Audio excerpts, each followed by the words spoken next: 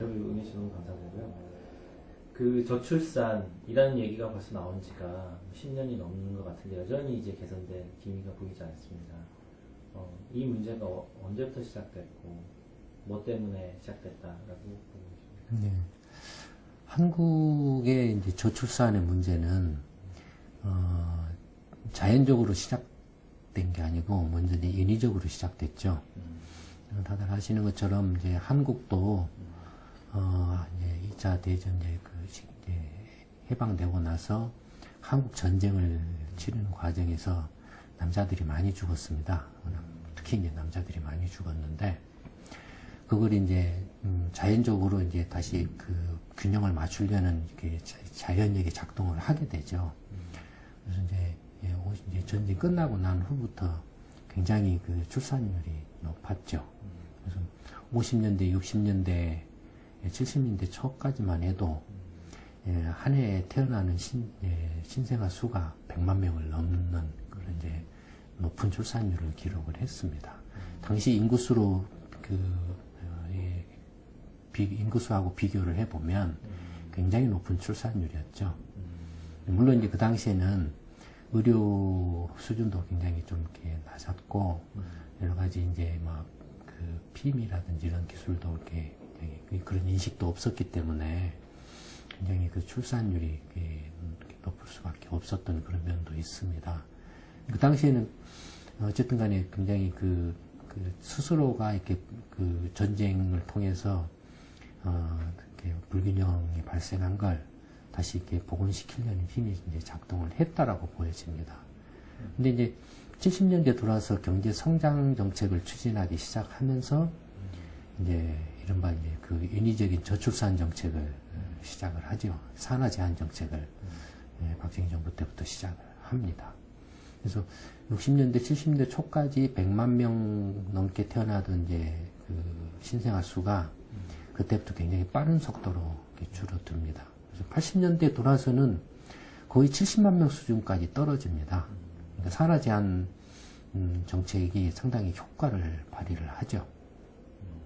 근데 이제 80년대 들어오면서부터는 이제 그런 인위적인 산하 제한 정책이 이제 거의 이제 그 역할을 다 했다 그럴까 아니면은 거기에 대한 좀 조금 더 이상 효과를 내지 못하고 자연적인 어떤 면에서 사회 경제적인 어떤 변화를 반영하는 그런 이제 이른바 저출산이 이제 본격적으로 시작됐다라고 이렇게 할 수가 있죠.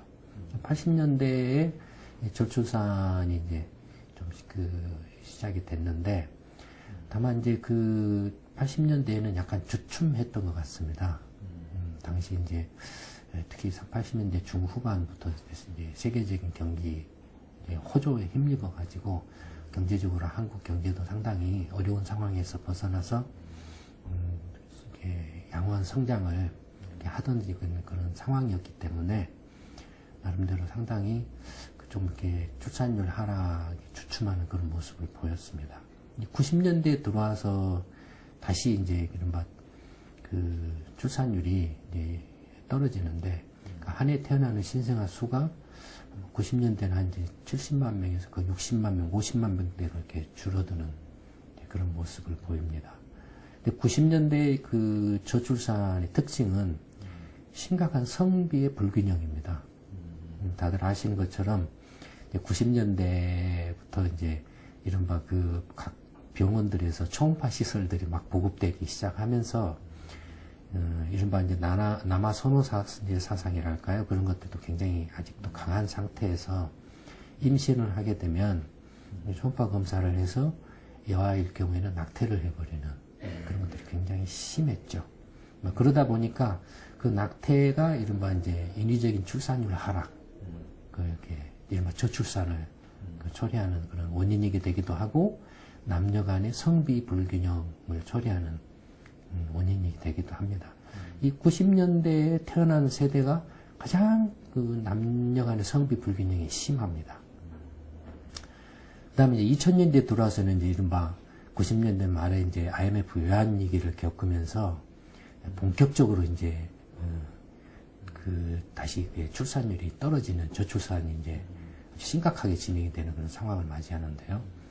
2000년 이후에는 연간 태어나는 이제 그 신생아 수가 45만 명가량으로 축 떨어집니다. 그래서 2000년대 들어와서 최근에 이르기까지는 거의 45만 명, 지금 최근에는 45만 명 밑으로 떨어지고 있죠. 그러니까 전체적으로 보면은 이게 이제 한국의 한국 전쟁 이후에 저출산의 흐름이라고 할 수가 있습니다. 그렇습니다. 그 2000년 들어서 이렇게 IMF도 있었겠지만 이전보다 절반 이하 또는 뭐 많이 봐서는 3분의 1 근처까지도 네. 떨어지게 되는 큰 이유, 사회적인 변동 이유가 어떤 것이라고 보십니까? 뭐 크게 한 서너 가지 정도를 지적을 할 수 있을 것 같습니다. 첫째는 이제 조금 더 굉장히 큰 관점에서 봤을 때 한국뿐만이 아니라 미국이라든지 뭐 유럽의 선진국이라든지 일본이라든지 세계 전체로 봤을 때 어떤 큰 이제 변화 속에서 한국도 그런 변화의 흐름 속에서 예외일 수 없다라는 그런 이제 점에서 이렇게 지적을 할 수 있을 것 같은데요. 쉽게 말씀드리면 예컨대 이제 한 100년 전에만 해도 여전히 그 세계 경제의 주류는 농업 경제였습니다.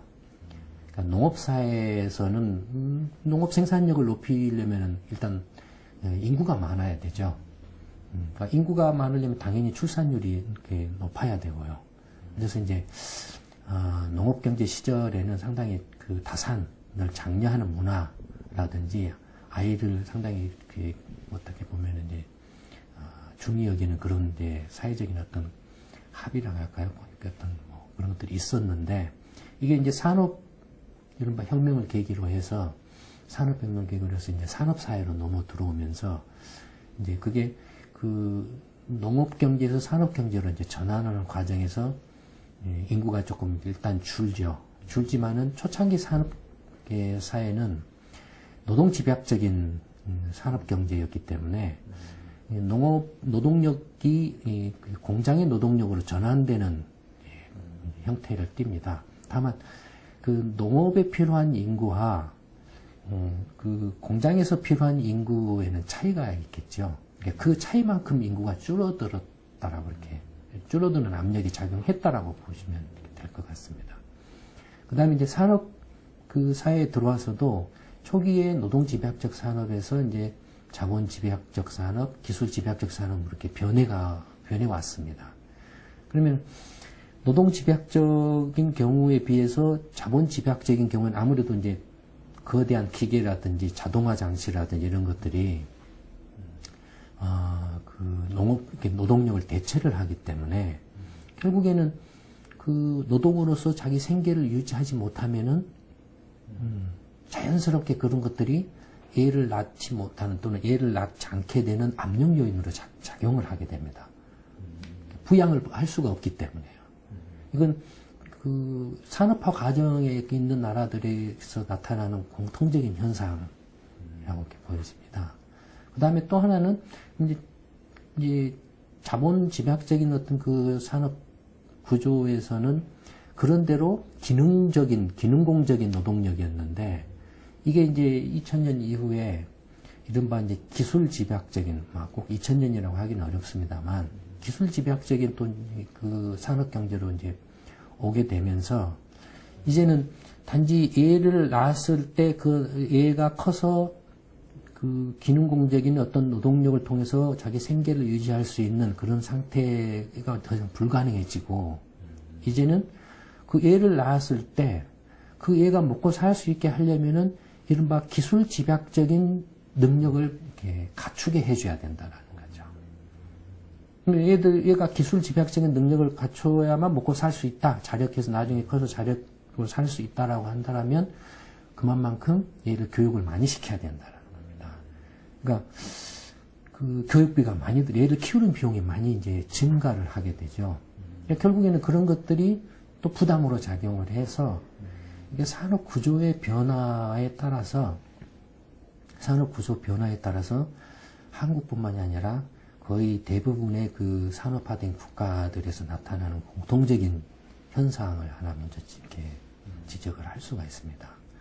그 다음에 이제 그보다 조금 더 한 단계 밑으로 내려와서 이제 그 예전에는 이른바 이렇게 남자가 이제 생계를 책임을 지는 그런 역할을 했죠.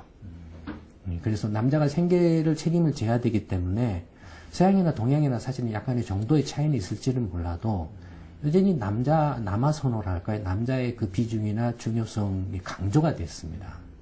그런데 이제 점점 이렇게 경제가 성장하고 그 다음에 소득 수준이 높아지고 또 일반 그 시민사회 의식 수준이 높아지면서 여러분 이제 민주주의가 이제 확대 발전하기 시작하면서 여성에 대한 그 인식도 이렇게 바뀌었다라는 거죠.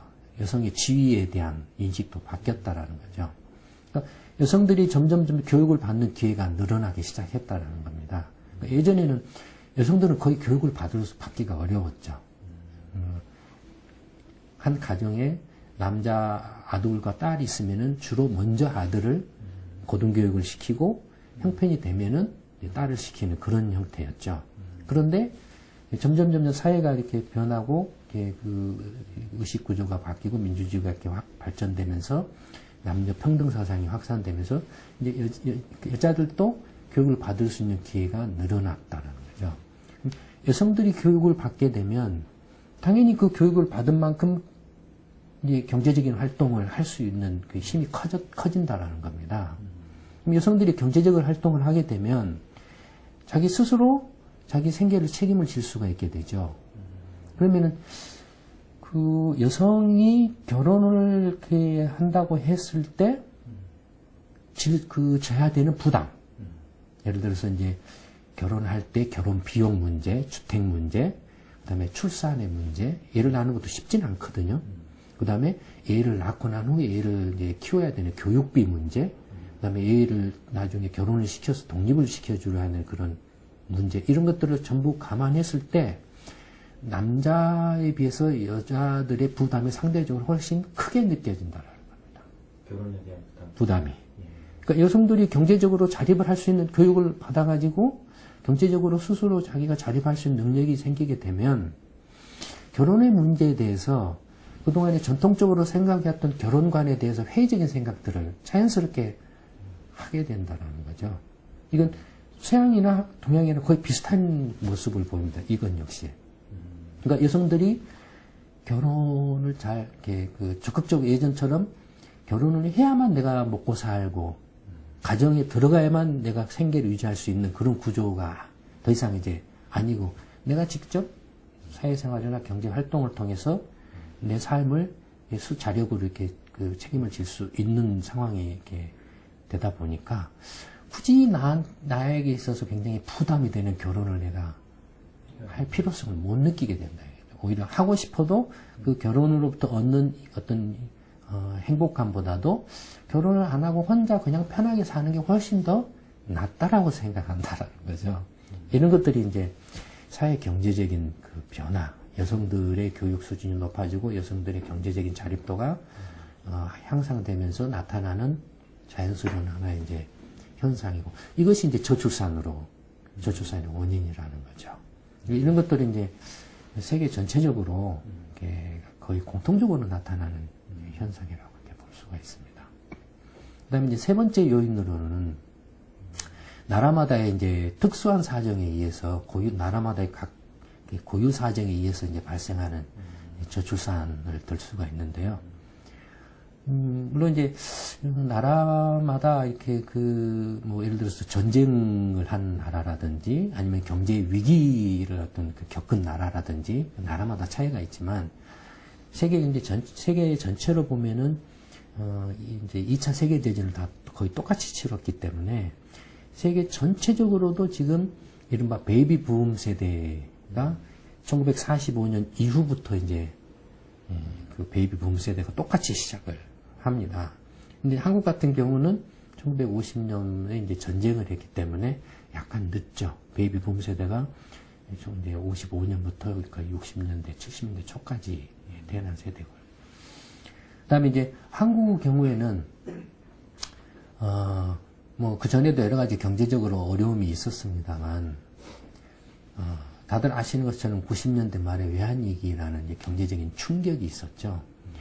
이런 경제적인 충격이, 아까 말씀드렸던 것처럼 한국의 어떤 그 고유의 저출산 요인으로 크게 작용을 했다라는 겁니다.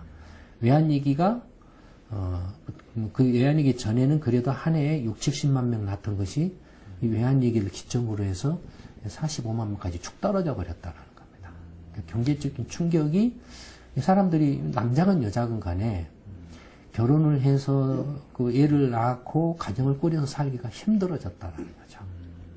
이런 경제적인 충격이 저출산에 굉장히 결정적인 영향을 미칩니다.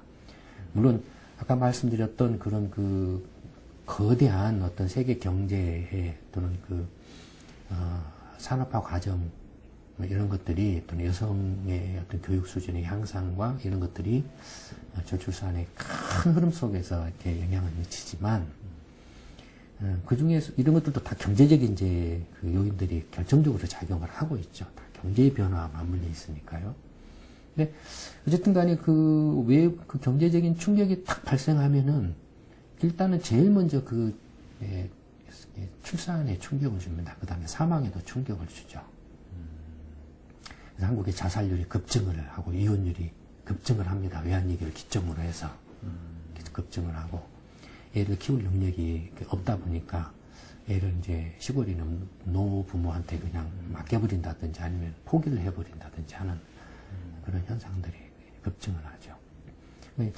이제 이 경제적인 충격이 있고, 거기에다가 이제 네 번째로는, 이런 경제적인 충격이 이제 단기에 일시적으로 크게 오는 충격이 있는가 하면, 그렇지 않고 이제 이른바, 눈에는 잘 보이지 않고 이렇게 쉽게 느껴지지 않지만, 아주 오랜 시간에 걸쳐서 물밑에서 이렇게 보이지 않게 진행되면서 엄청나게 그 충격을 주는 저출산을 초래하는 요인이 있습니다. 그게 뭐냐면 정책 실패입니다. 지금 이제 우리 결혼 정년기의 연령대 하면 이제 20, 30대인데요.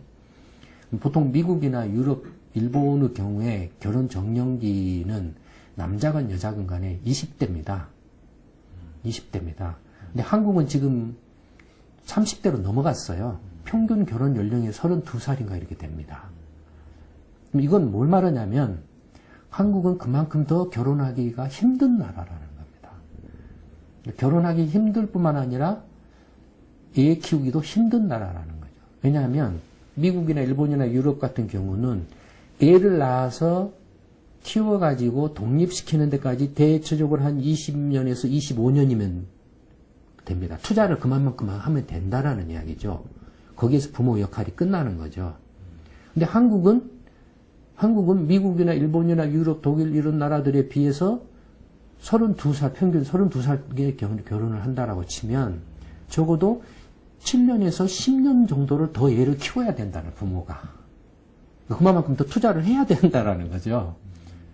경쟁력이 없습니다. 애를 안 낳아버려요. 경쟁력이 없기 때문에.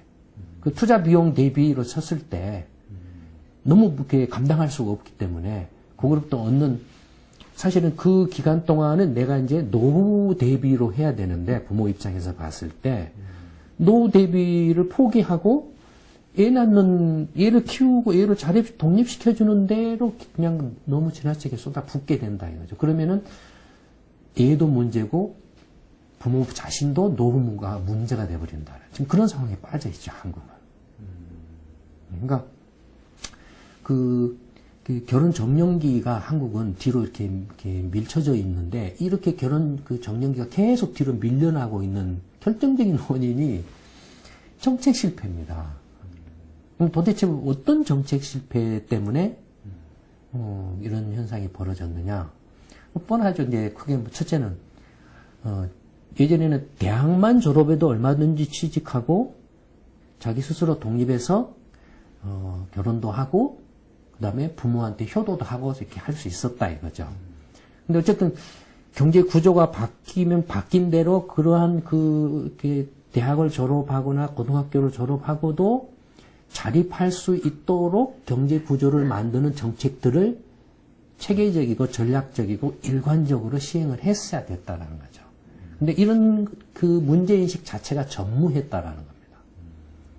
이렇게 인구 구조의 변화에 대한 이 개념 자체도 거의 없었고, 정책이라는 것도 적어도 이렇게 중장기적으로 한국이라는 나라를 어떻게 만들어 가야 되겠다라는 어떤 비전 하에서 그 비전을 실현시키기 위한 어떤 전략적인 어떤 목표를 세우고 그 목표를 달성하기 위한 정책들을 어떻게 정권의 변화에 관계없이 그게 진보 정권이 됐든 보수 정권이 됐든 아니 무슨 독재 정권이 됐든 그건 아무 상관이 없다 이겁니다. 나라의 경영은 권력은 곤불심령이어도 나라는 100년, 200년, 뭐 500년 계속 가는 거거든요.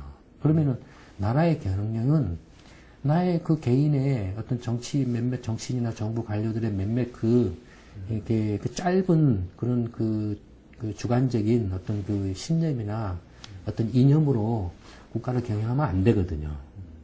근데 그런 식으로 엉망진창으로 해왔다 이겁니다. 그런 것이 없이. 그리고 근데 특히 외환위기를 계기로 해서 이제 각자 알아서 사세요라고 해버렸다라는 겁니다. 이제는. 그러니까 한국 사회가 전부 무너져 버린 거죠. 외환위기 때에 어떻게 그 외환위기로 인한 충격을 최소화하면서 한국의 어떤 그 경제, 사회, 문화 또는 그 인구 구조가 안정적인 상태를 유지할 수 있도록 해 갈 것인가 그런 관점에서 고민하고 정책을 만들어서 했어야 되는데 아예 그런 개념 자체가 없었다라는 겁니다. 여전히 70년대, 80년대 했던 이른바 그 양적 그 성장을 하면은 성공한 거다라는 게 착각을 하고 있었다라는 거죠. 그러니까 30년 전, 40년 전의 정책을 여전히 되풀이를 하고 있었다라는 겁니다. 사람들은 그래서 국민들은 일반 사람들은 이렇게 힘들어서 자기 스스로의 삶을 유지하기가 힘들어서 결혼한 것도 파탄이라고 낳은 애도 키우기가 힘들어서 이렇게 책임을 못 지고 그런 상황에서 그런 상황인데 그런 것들을 빨리 이렇게 건사해서 안정시키는 정책들을 했어야 되는데 그냥 하여튼 그 아주 단견적이고 정말로 그 말도 안 되는 엉망진창의 정책들을 마구잡이로 남발을 해버렸다는 30, 40년 전에 나 통할 세상이 변했음에도 불구하고 이 변한 세상에 맞는 체계적이고 전략적인 정책을 했어야 되는데 엉터리 정책들을 갖다가 계속 쏟아 부었다라는 겁니다. 대표적인 게 첫째는 교육비 문제죠. 근데 뭐 애들 그 예전에는 어려웠기 때문에 중고등학교 보내는 것도 그 당시 어려운 기준으로 치면 학비 부담이 됐었죠. 그러나 외환위기 이후처럼 중고등학교 보내는 것조차도 힘들지는 않았어요. 하물며 대학의 경우에는 더 이상 말할 게 없었죠. 대학의 경우에는. 예전에는 그래도 대학은 소 한 마리 팔면은 졸업시킨다 그랬어요. 논 한 두마지기 팔면은. 근데 지금 불가능해요. 불가능해져 버렸어요. 그 다음에, 아까도 말씀드렸던 것처럼, 고등학교나 대학을 졸업을 하면은 취직을 할 수 있는 일자리를 만들어내는 정책을 했어야 된다는 거죠. 근데 그런 정책을 전혀 생각하지 않고 그냥 각자 알아서 하세요. 뭐 이런 식으로 했다라는 겁니다. 그러다 보니까, 자립을 하지 못하니까 계속 이른바 원치 않는 교육기관이 늘은 부모가 이렇게, 아까 말씀드린 것처럼 20대에 결혼을 해야 되는데, 그래서 독립을 해야 되는데, 그게 30대를 넘어서 이렇게 가버리고, 그 다음에 포기하고 이렇게까지 와버렸다라는 겁니다. 그 다음에, 그러니까 교육비 문제. 두 번째는, 교육부 문제는 이제 그 대학 등록금이 굉장히 큰 이제 비중을 차지하죠. 두 번째는 이제, 역시 출산의 문제는 가정입니다. 가정의 기본은 뭡니까? 의식주의 안정이거든요. 가정을 형성하려면 기본적으로 이렇게 먹는 것과 입는 것과 자는 것, 이렇게 사는 것이 안정이 되어 있어야 됩니다. 그 중에 가장 큰 게 주택이죠. 근데 이미 다들 아시는 것처럼 주택이라는 것을 그야말로 그 약육강식에 무슨 시장 경제의 어떤 그 원칙에 입각해서 한 것도 아니고 한국의 주택 정책만큼 이렇게 엉망진창으로 한 것이 없습니다. 무슨 이게 주택 정책이 어떻게 정부가 막 빚내서 집을 사라고 선동질하고 투기지를 막 조작을 하고 그다음에 이 부동산 정책과 관련해서 그동안에 말할 수 없는 모든 온갖 정치 비자금과 비리, 공무원 부정부패가 다 거기에 연루되어 있습니다. 그렇기 때문에 그 주택 정책이 엉망일 수밖에 없었고 그 엉망인 부담이 그 대가가 전부 이제 결혼 정년기 연령대에 독립을 하고 자립을 해야 되는 세대한테 다 가버린 거죠. 이 사람들이 업무를 낼 수가 없어요. 감당을 못해요. 그 집을 어떻게 삽니까? 방학한 새도 얻기가 힘들어져 버렸어요. 개인의 힘으로. 자기가 대학을 졸업을 해도 취업을 설령 했다고 해도 불가능해져 버렸어요. 그러니까 이것이 이제 결혼을 포기하는 것까지만, 포기하는 상황에까지 이렇게 몰아가 버린 거죠. 그러니까 무슨 그 주택 정책을, 그러니까 특히 한국이라는 나라는 자원이 있는 것도 아니고, 뭐 석유나 뭐 천연 자원이 막 이렇게 쏟아져 나오는 나라도 아니고, 그렇다고 무슨 땅이 넓은 나라도 아니고, 땅은 좋고 사람밖에 없는 나라거든요. 한국이라는 나라가 먹고 살려면은 결국에는 어떻게 해서든지 사람의 부가가치를 키울 수밖에 없어요. 그럼 사람의 부가가치를 키울 수 있는 방법은 사람을 키우는 데 들어가는 비용을 가장 최소화시키면서도 그 사람의 가치를 가장 극대화시키는 그런 정책을 추진을 해야 되거든요. 사람을 키우는 데 들어가는 비용이 뭡니까? 방금 말씀드린 것처럼 교육비와 그 다음에 주택 문제죠. 주택 문제와 그 다음에 자기 스스로 그 자립해서 자기의 가치를 이렇게 실현시킬 수 있는 일자리 문제죠. 이 세 가지에 대해서 전부 실패를 했다라는 겁니다. 일자리 문제, 이제 세 번째로, 그러니까 주택 문제가 세 번째는 일자리 문제인데, 일자리 문제를 어떻게 몰아가 버렸냐면, 이 대기업하고 공무원으로 몰아가 버렸습니다. 공기업하고. 일자리를. 그러니까 일자리를 몰아간 게 대기업과 공무원과 공기업으로 몰아가고 나머지는 다 그냥 자영업과 비정규직으로 그냥 알아서 하세요 해버렸어요. 근데 일부 대기업은 원래 한국의 이제 경제 성장 과정이 다들 아시는 것처럼 정, 경, 관, 언, 사법, 종교, 유착으로 해서 이렇게 시작을 되고 물론 어떻게 보면은 이게 역사적인 어떤 과정이었기 때문에 이미 벌어진 것이기 때문에 어쩔 수 없는 면도 있다고 하더라도 이제는 그런 구도로는 이제 글로벌화된 세계 경제에서는 더 이상 유지할 수 없다, 경쟁할 수 없다 입니다. 그러면은 세계 경제가 변화됐으니까 그 변화된 세계 경제에 맞는 경제 정책 또는 성장 정책, 경쟁력 강화 정책 그를 바탕으로 한 일자리 정책을 했어야 됐다라는 거죠. 근데 일부 대기업에 대해서는 여전히 초창기 때부터 지금에 이르기까지 변함없이 모든 그 초법적인 그 혜택을 주고 있습니다. 심지어는 그 기업 오너가 상속을 하든 범법 행위를 하든 모든 게 다 법의 적용을 안 받아요. 법의 적용을 안 받아요. 그 다음에 한국만큼 이렇게 단기간에 그 빠른 성장을 했음에도 불구하고 벤처 창업을 한 기업이 거의 굉장히 약합니다. 그러니까 이 대기업이 얼마만큼 한국 경제에 있어서 기득권화돼 버리고 결과적으로 이것이 이제 갈수록 썩은 뿌리화 돼 버리고 있다라는 것을 말을 하고 있죠. 그러니까 여기서 새로운 그 혁신적인 그 아이디어나 사업 기회를 만들어 가지고 새로운 일자리를 만들어낼 수 있는 그런 게 없다라는 겁니다. 대기업도 사람을 채용할 때 보면은 거의 공무원 뽑는 고시 시험 보는 식으로 해서 뽑습니다. 그러니까 이런 형태로는 대기업도 양질의 일자리를 지속할 수 없습니다. 그러니까 이미 지금 문제가 생기고 있어요, 대기업들도. 중국이 이제 막 턱 밑에까지 쫓아오니까 밀린다 이겁니다. 밀리면 이제 구조조정 이렇게 이제 잘라내는 거 끝밖에 없어요. 근데 새로 뭐 다른 데서 싹이 나와서 새로운 일자리를 만들어내야 되는데 지금까지 모든 기득권을 그 이른바 일부 재벌 대기업한테 다 쏟아 주어버리고 지금도 그런 틀을 유지를 하고 있기 때문에 불가능하다라는 겁니다.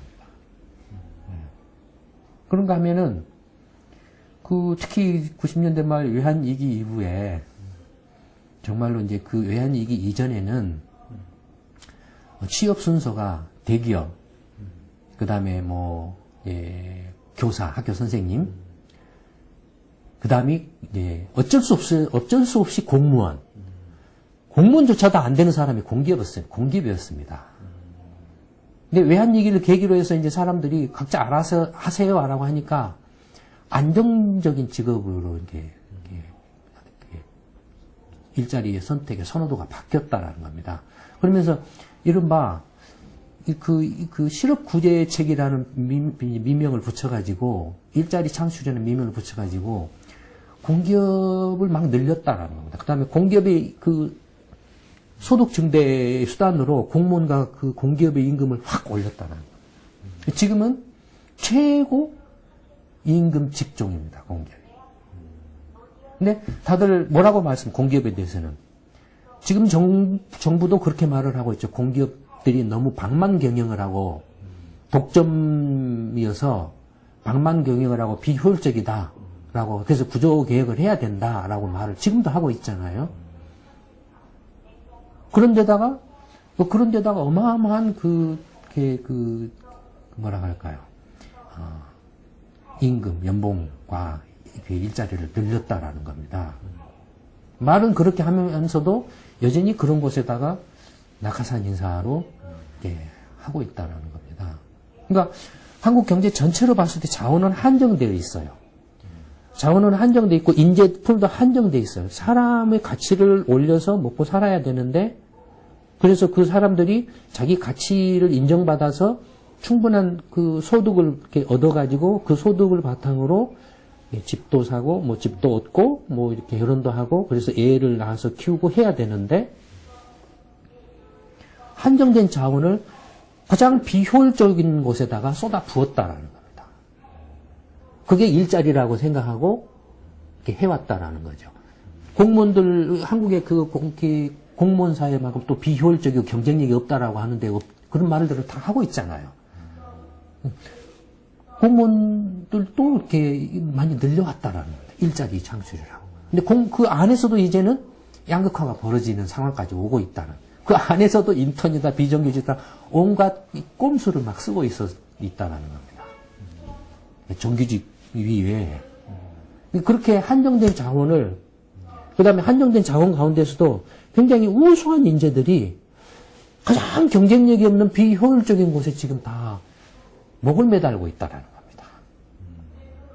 그러니까 이것은 단순히 일자리 문제를 넘어서서 한국 경제 전체 경쟁력이 떨어질 수밖에 없다라는 것이 지금 뻔하게 보인다라는 거죠.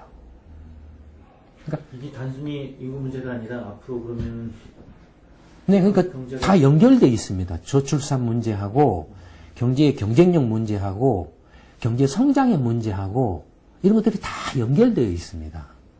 그래서 한국 고유의 저출산 요인으로 말씀드리자면 특히 90년대 말 외환위기 충격을 계기로 해서 아까 말씀드렸던 교육비 문제, 그 다음에 이제 주택 문제, 그 다음에 이제 일자리 문제 이런 것들이 다 지금 정말로 사람밖에 없는 나라에서 어떻게 부가가치를 높여서 경쟁력을 높여가지고 일자리도 많이 늘리고 저출산 문제를 해결해 갈 것인가라는 관점에서 체계적이고 전략적이고 일관되게 연구하고 고민해서 한 게 아니고 그냥 기득권화 돼가지고 사교육, 대학교육, 사학의 자율성 존중한다.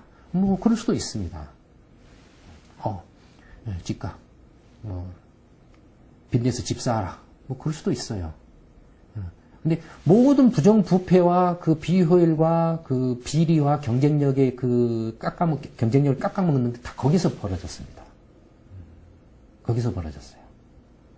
그러니까 단순히 이 저출산 문제가 어떻게 다른 어떤 이것만 뚝 띄어내가지고 근데 그 양육비를 주고 무상교육에서 의무교육으로 이렇게 좀 고등학교 해주고 한다라고 해서 해결될 수 있는 문제가 아니라라는 겁니다. 그러니까 심지어는 지금 현 정권의 경우에 고등학교 무상교육마저도 공약으로 내셨다가 금방 1년도 안 돼가지고 그냥 그걸 뒤집어 버린다. 그러니까 정책 실패가 한국의 경우에는 너무나 치명적이라는 겁니다. 정책 실패가. 여기 괜찮아요. 너무 어두워서.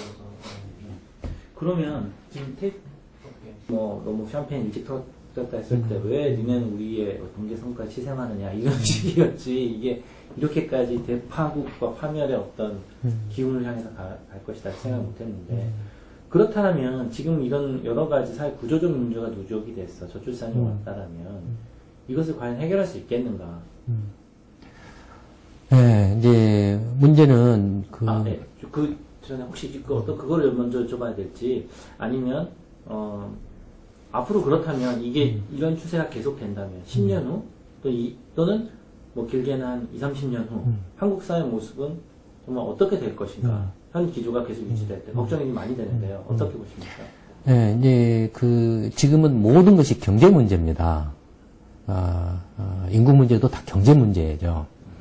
그럼 이제 경제 문제에 집중을 해서 이렇게 이야기를 해보면 지금 아까 말씀드렸던 것처럼 이제 한국의 지금 이제 신생아 출산 수가 90년대에 한 60만 명에서 이제 최근에는 45만 명 밑으로까지 떨어졌다라고 말씀을 드렸습니다.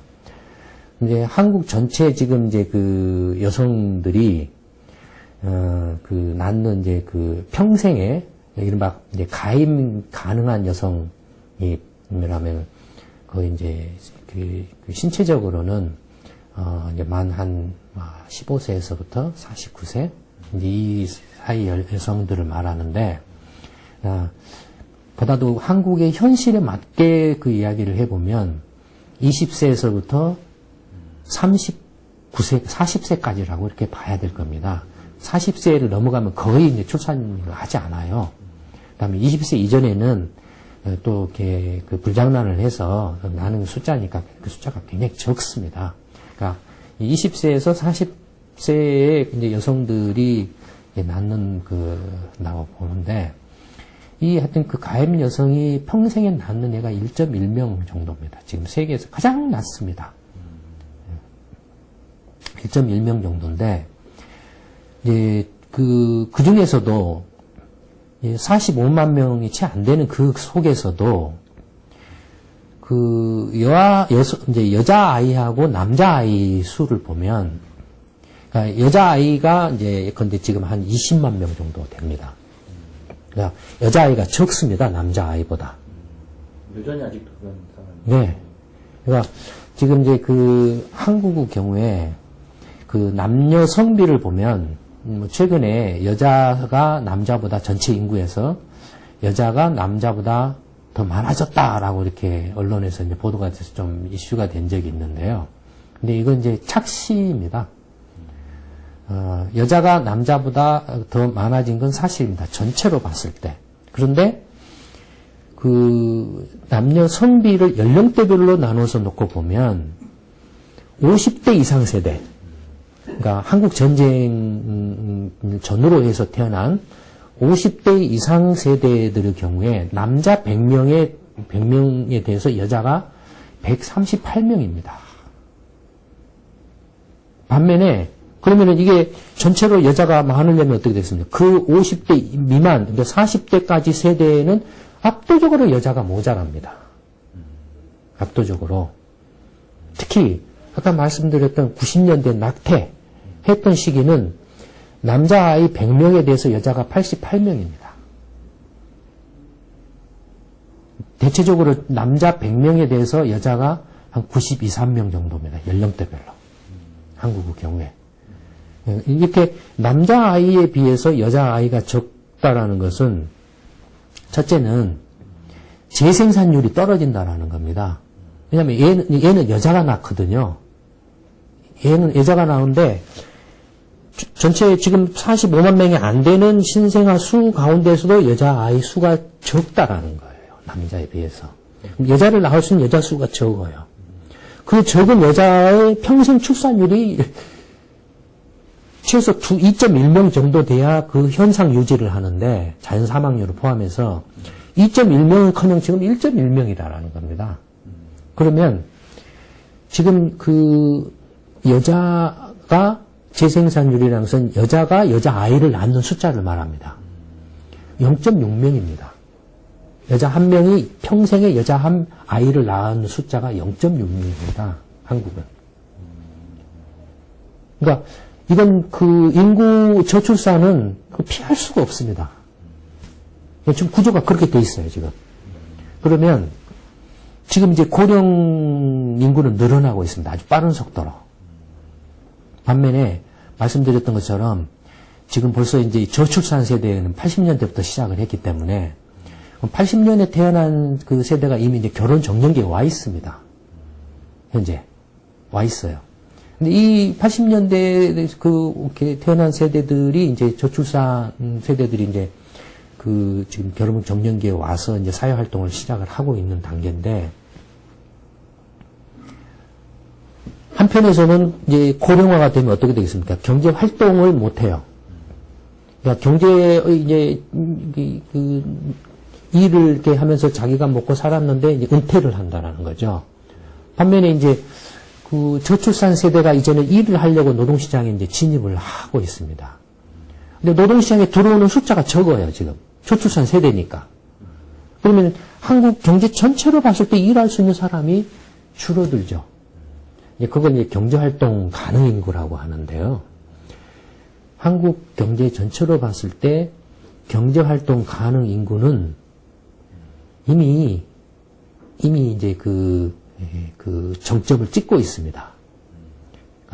2014년, 15년 이 무렵이 이제 꼭지점입니다. 지금이네요. 네, 지금입니다. 그래서 이 꼭지점을 기점으로 해서 이제 일을 이렇게 할 수 있는 사람의 숫자가 빠르게 줄어듭니다. 그러면 일을 하는 사람들이 줄어들면 어떻게 되겠습니까? 100명이 예컨대 10만큼을 일을 해서 10만큼을 벌었다라고 하면 1000을 만들어내는데 100명이 이제 90명으로 줄어요. 그러면은 한 사람당 역시 여전히 10을 만들어내요. 한 사람당 만들어내는 생산성은 변함이 없는데 전체 양은 900으로 줄죠. 1000이 900으로 줄면은 경제 성장률이 떨어지는 거예요. 경제 성장률이. 그러니까 경제 전체 규모가 줄어드는 겁니다. 성장률이 떨어지거나 저성장을 피할 수가, 저성장이나 마이너스 성장을 피할 수가 없습니다. 그러니까 이렇게 저출산 내지는 인구 감소가 경제에 미치는 영향은 성장률 하락 내지는 마이너스 성장이라. 이미 그걸 일본이 보여주고 있죠. 그러니까 한국도 이제부터는 본격적으로 이른바 저성장 시대를 예고를 하고 있습니다. 그 다음에 이제, 그러면 성장률이 떨어지면 인구가 줄어들어서 일할 수 있는 사람이 줄어들어서 성장률이 떨어지면 한 사람이 이제 10을 만들던 걸, 벌던 걸, 한 15나 20을 벌면 되지 않느냐. 그게 이른바 생산성 이제 향상이죠. 증가죠.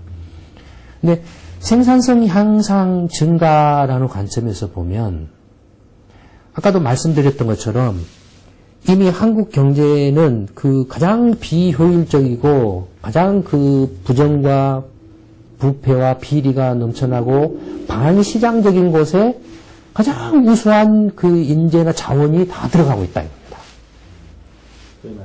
고시 공부한다든지 인류대학 나온 사람들이 공기업에 가서 안정적인 직장을 원한다든지 대기업에 가서 월급 받아먹고 산다든지 하는 그런 식으로 이렇게 하고 있다라는 겁니다. 근데 이미 이것은 그 생산력 향상을 기대할 수 없는 것이에요. 미국 경제가 인구가 계속 증가하고 있지만 미국 경제가 그래도 저렇게 성장을 지속할 수 있는 원동력은 다들 아시는 것처럼 대학을 나온 사람이건 대학을 나오지 않은 사람이건 대학을 중퇴한 사람이건 자기 아이디어를 가지고 사업 아이템을 이렇게 생각해내서 가서 창업해서 그게 성공해가지고 거의 세계적인 글로벌 기업으로 성장하는 기업들이 계속 나오기 때문이죠.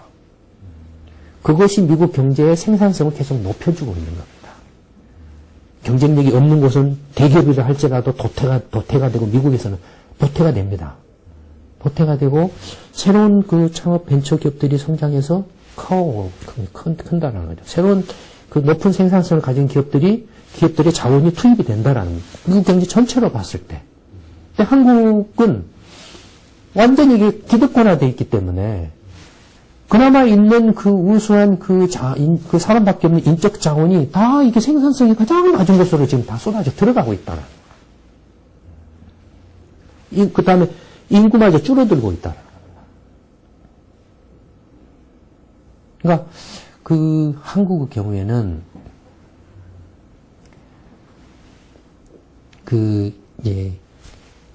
저출산 또는 인구 감소 이것이 미국처럼 생산성 향상으로 이렇게 많이 할 수 있다. 무슨 창조경제나 뭐다 슬로건으로 이런 게 될 리가 없습니다. 슬로건으로 이렇게 했을 것 같으면 왜 지금까지 4대 강이고 뭐고 해서 몇십 년 동안 그런 슬로건을 계속 해왔는데 아무런 성과가 없냐 이겁니다. 투입한 것에 비해서 나온 것이 없냐 이겁니다. 오히려 이렇게 안으로 빚만 늘어나고 있죠. 그러니까 그 한국 경제가 지금 이렇게 성장해온 게 양적 성장을 주로 해왔습니다. 2000년대 들어와서 이제 정보통신혁명을 중심으로 해서 일부 이제 이른바 자본 그 집약적인 성장에서 기술 집약적인 성장으로 한국 경제도 조금 이행을 해왔습니다. 그래서 그런 기술 집약적인 업종, 정보통신 분야라든지 IT 산업이죠. 일부 이제 자동차 업종이라든지 일부 업종들이 그런 현상들, 이렇게 특징들을 보였는데, 하여튼, 그렇다라고 하더라도 전체적으로 봤을 때 한국 경제는 여전히 지금 기술 집약적인 성장 경제라고 보기에는 좀 힘든 단계에 있다. 미국이나 일본이나 독일이나 이런 선진국 경제에 비하면. 그래서 한국 경제의 위치를 어떻게 정하고 있냐면은 그 나라보다는 밑에 있고 중국보다는 조금 앞에 있고 하는 샌드위치, 넛크래커 경제라고 이렇게 위치 설정을 하고 있죠. 한국 경제는. 근데 한국의 경우에 인구 감소를 생산성으로 이렇게 많이 할 수 있느냐라고 했을 때 미국의 생산성을 100이라고 치면 프랑스나 독일은 한 90 정도 됩니다. 생산성이. 놀랍게도 일본이 낮습니다. 일본이 생산성이 한 65 정도 됩니다. 한국은 미국의 절반도 안 되는 45에 불과합니다. 근데 이 생산성에 지금 말씀하신 기준은 어디에 있나요? 근데 부가가치 창출도죠. 이렇게 한 사람당, 국민 한 사람당 부가가치 창출도죠. 그러니까 전체 인구 5천만 명을 기준으로 했을 때 평균화시켜서 한 사람당의 부가가치 창출도죠. 그러면은 한국의 생산성이 왜 이렇게 낮냐? 또 일본은 한국 분명히 그 미국이나 프랑스, 독일 이런 나라하고 비슷한 그런 국가인데 생산성이 낮다 이거예요. 왜 일본의 생산성이 그렇게 낮은가? 프랑스 같은 경우는 의외로 생산성이 90, 독일하고 똑같습니다. 프랑스 혹시 여름 휴가 얼마나 된지 아십니까? 한 달.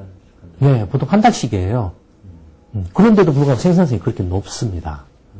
한국의 경우에, 일본의 경우에 생산성이 낮다라고 하는 것은 얼핏 생각하기에는 감이 잘 안 오실지 모르지만 일부 대기업의 그 글로벌 경쟁력을 갖춘 기업의 경우에만 거의 이제 선진국과 비슷한 수준의 생산성을 갖고 있습니다.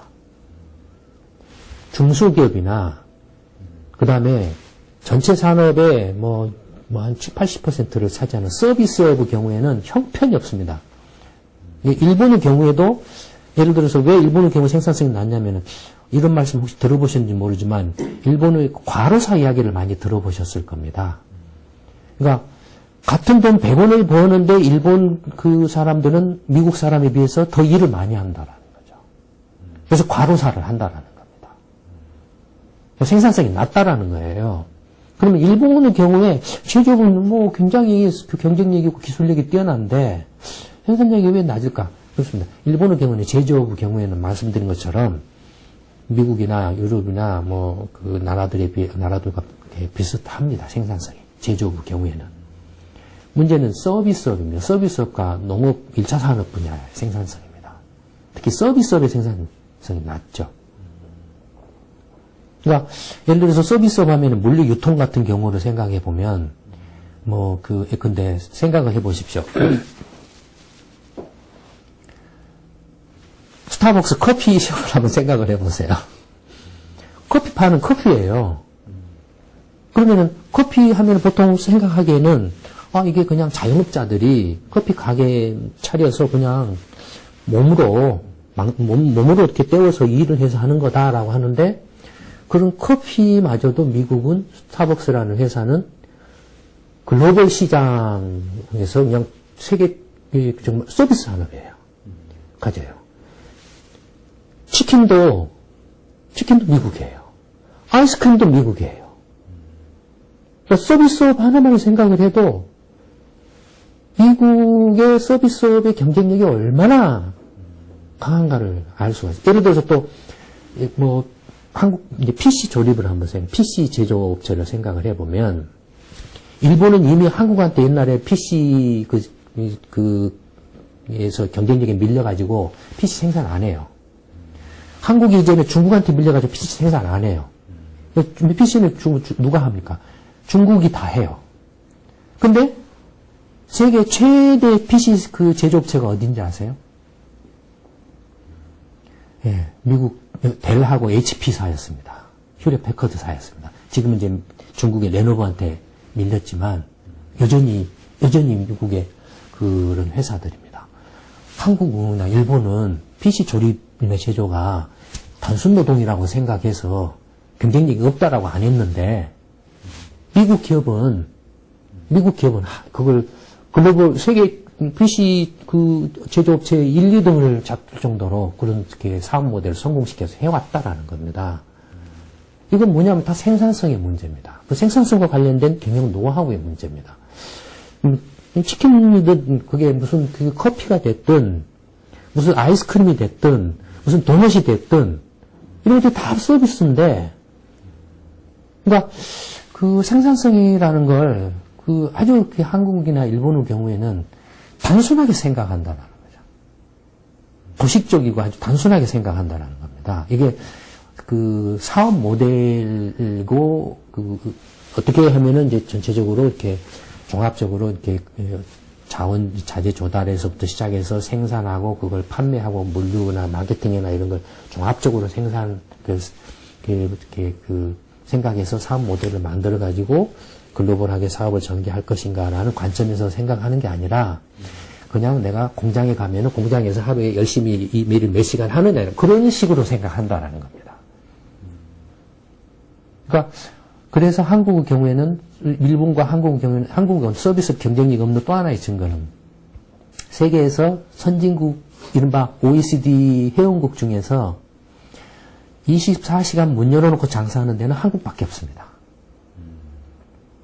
경쟁력이 없어요. 이런 식으로는. 경쟁력이 없어요. 24시간 문 열어놓고 장사하니 일하는 시간이 24시간이니 프랑스는 하루에 8시간 하고 간다든지 5시간 하고 간다든지 했는데 그 시간이 집중적으로 이렇게 한다. 한국도 공무원들이 됐든 공기업이 됐든 하루에 가서 일을 하라고 그러면 실제로 하루에 일하는 시간이 몇 시간? 정말로 그 하루에 그 일하는 시간을 다 해놓고 집에 가라고 하면 1시간이면 다 해놓고 다 집에 갈 거예요. 상당수가. 그런 거라는 겁니다, 지금. 그러면 이런 것들을 어떻게 바꿀 것이냐라는 문제죠. 이런 것에 대한 문제인식 자체가 없기 때문에 이게 이런 걸 이해를 못하기 때문에 그냥 이게 경쟁력이 없다, 생산성이 없다면은 정치권이나 정부 관료들이 하는 것은 그냥 국민들한테 빚 넘겨가지고 그냥 예산해가지고 이렇게 또 이렇게 비효율적인 그 낭비적인 이렇게 그냥 돈 쓰는 거예요. 그게 정책이라고 생각한다. 이게 무슨 창조 경제 뭐 하고 무슨 이렇게 그 시간제 일자리 뭐 이런 거 해가지고 거기다가 돈만 쏟아 붓는다 이거예요. 그걸 보여주기를 한다 이겁니다. 언론 플레이를 한다 이거예요. 그러니까 국가는 경영할 능력이 없다라는 거죠. 이런 것은. 이게 그러니까 한국의 경우에는 경제적인 관점에서 봤을 때 지금 이제 인구 폭탄이 이제 터지기 시작하고 있습니다. 사실 이제 2014년, 15년 이제부터 이제 터지기 시작하는데 이 인구 폭탄은 1, 2년 사이에 일어난 일도 아니고 벌써 저출산은 정책적으로 인위적인 정책에 의해서 1970년대부터 시작된 겁니다. 40년, 50년에 걸쳐서 진행되어 거예요. 이 문제를 해결하려면 역시 40년, 50년 걸립니다. 근데 그 기간 동안에 경제가 온전히 버틸 수 있느냐라는 겁니다. 거의 불가능에 가깝다는 겁니다. 지금 현재 상황은. 지금 이제 그 폭탄이 첫 번째는 이제 이미 90년대부터 이렇게 저출산의 폭탄이 이렇게 터졌어요. 백화점에서부터 이제 현상이 나타났죠. 이른바 유아용품 코너들이 거의 이제 장사가 안 되면서 문을 닫았어요. 이해가 없으니까 유아용품이 안 팔리는 겁니다. 그 다음에 이제 그것이 이제 그 병원으로도 전이가 됐죠. 산부인과가 없어졌어요, 많이. 예전에는 산부인과 병원이 굉장히 많았습니다. 산부인과가 없어졌어요. 그 다음에 이제 그것이 어디로 가고 있습니까? 어디로 옵니까? 학교로 왔죠, 지금. 학교에 애가 없으니까. 학교는 문을 닫고 지금 이제 학교도 어디까지 와 있습니까? 대학까지 와 있죠? 대학 구조조정까지 와 있어요, 지금. 그 다음에는 어디로 갈까요? 그 다음에는 어디로 왔을까요? 부동산으로 왔습니다. 2007년부터. 이제 집 살 사람이 없는 거예요. 집 살 사람이 없는 거예요. 다 이제, 빚을 내가지고 살 수 있는 사람은 이미 그때 다 사버렸어요. 그러니까 그 후에 빚내서 사라고 아무리 떠들어도 빚 내가지고 집 살 수 있는 사람은 오히려 그 빚을 이제 감당을 못 해가지고 하우스폰에 뭐냐 하는 그런 문제들이 터지고 있죠. 지금. 일부 지방에서만 지금 그 가격 조정하고 좀 이렇게 아직도 불패 신화에 이렇게 사로잡혀가지고 빠져 있어가지고 헤어나지 못해서 지금 이렇게 후회하는 그런 뭐랄까요. 그런 걸 하고, 그런 현상들이 지금 일시적으로 지금 있죠. 근데 이미 지방도 끝났어요. 그러니까 지금 인구 감소 저출산의 폭탄이 지금 이렇게 밀려오고 있습니다. 지금 모든 것은 이제 특히 외환위기 이후에 경제 성장 내지는 경기 부양책의 모든 것을 부동산에 초점을 맞춰서 왔습니다. 지금. 근데 지금은 이제 빈집이 널려 있어요. 안 팔려. 미분양이에요. 2007년 이후에 모든 부동산 정책은 미분양하고 집 파는 거예요. 빚내서 사라는 거예요. 모든 정책의 초점은. 그건 뭘 말합니까, 지금? 집 살 사람이 없다라는 거예요. 그러니까 지금 인구 감소, 저출산에 또는 그로 인한 모든 이른바 경제적 충격으로 인해서 소득이 안 되는, 그래서 가정을 꾸릴 수가 없는 그런 세대들이 지금 널려 있다라는 겁니다. 결혼을 포기를 해보는 사람이 지금 기하급수적으로 늘어났죠. 그러니까 한국은 이제부터 이제 본격적으로 인구 감소 내지 저출산에 충격이 시작될 겁니다. 일본의 경우에 이미 한국 경제가 어떻게 전개될 것인가를 일본이 보여주고 있습니다.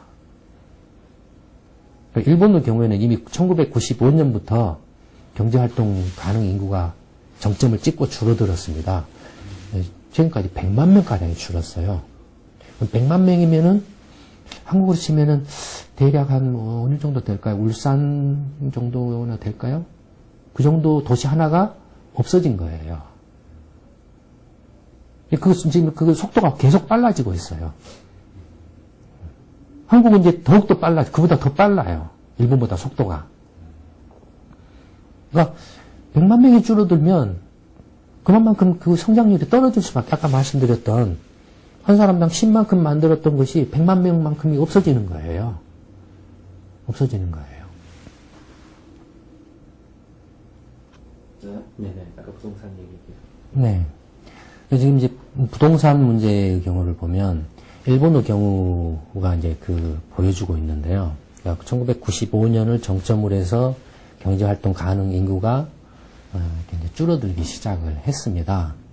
물론 그때는 그 부동산 투기 거품이 붕괴돼가지고 일본 경제가 또 혼란에 빠진 시기하고 겹치고 있죠. 그래서 사람들이 생각하기에는 부동산 거품이, 투기 거품이 꺼져서 부동산 가격이 하락한 거다라고 이렇게 생각을 했었죠. 얼마 전까지만 해도.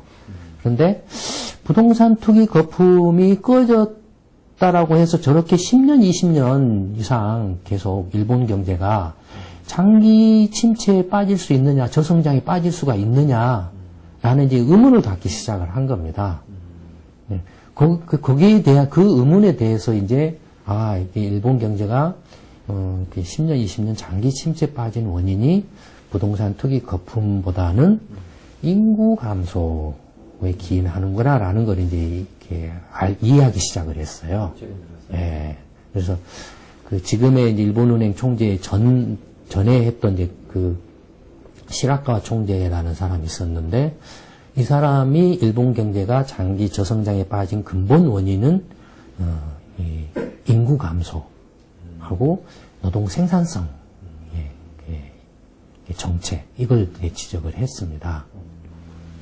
그러니까 인구가 감소를 하게 되면 일본의 경우에 부동산 투기 거품이 꺼진 것 외에도 당연히 이제 특히 이제 일본은 투기가 대도시를 중심으로 집중적으로 발생을 했는데, 물론 대도시 지역이 이제 가격이 급락을 했죠.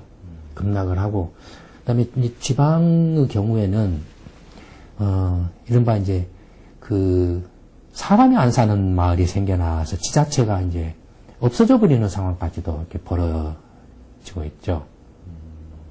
그러니까 인구가 이제 가수화되고, 그다음에 지방에는 이제 젊은 사람을 찾아보기가 힘든 그런 상황이 이미 벌어졌었죠. 한국도 역시 똑같습니다, 지금. 특히 이제 지방으로 갈수록 젊은 사람들이 적고 고령화된 사람들이 이렇게 있고, 그래서 지역 경제는 갈수록 이제 침체하고 대도시 중심으로 이렇게 이제만 경제가 성장하는 양극화가 극단적으로 이제 진행이 되는.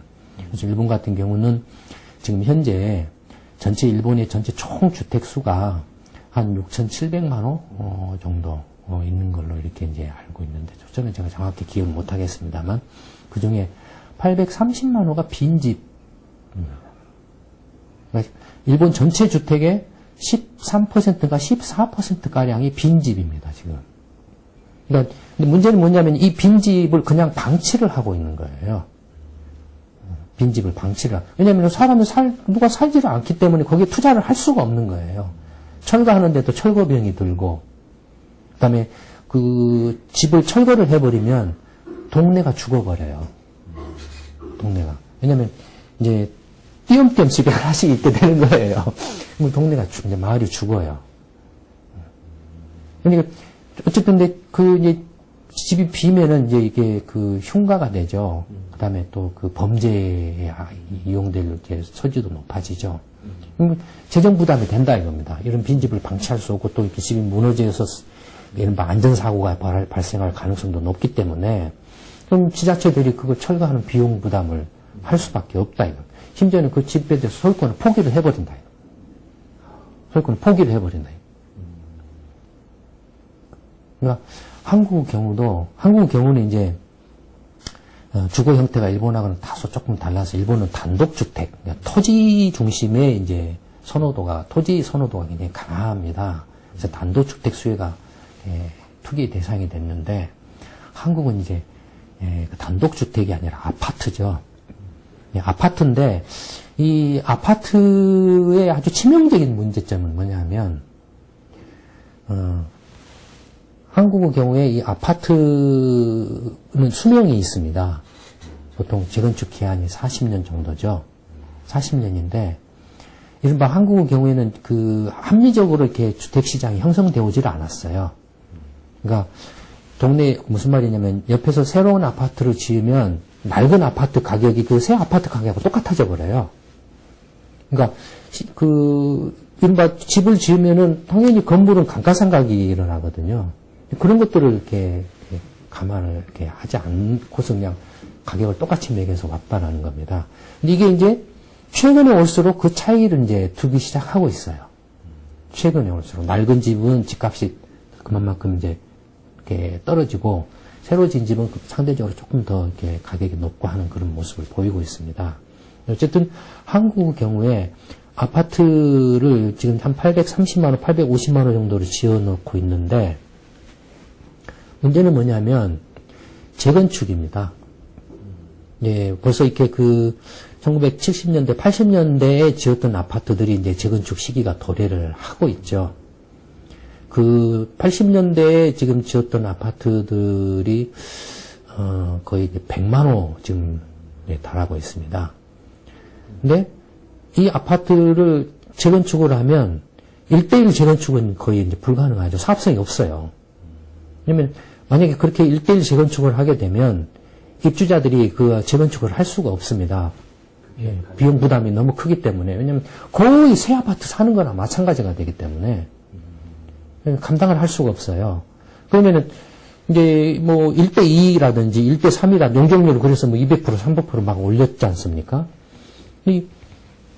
지금도 지금 아파트가 지금 이제 2007년부터 인마 문제는 뭐냐면 미분양이 이제 생겨서 그걸 못 팔아가지고 또 분양을 해도 이제 분양이 잘 안 되니까 무슨 빚내서라도 집을 사라는 정책들을 계속 해온 건데 온갖 수단과 방법을 가리지 않고 총동원해서 아파트를 팔아 제끼려고 했는데 안 된다 이거예요.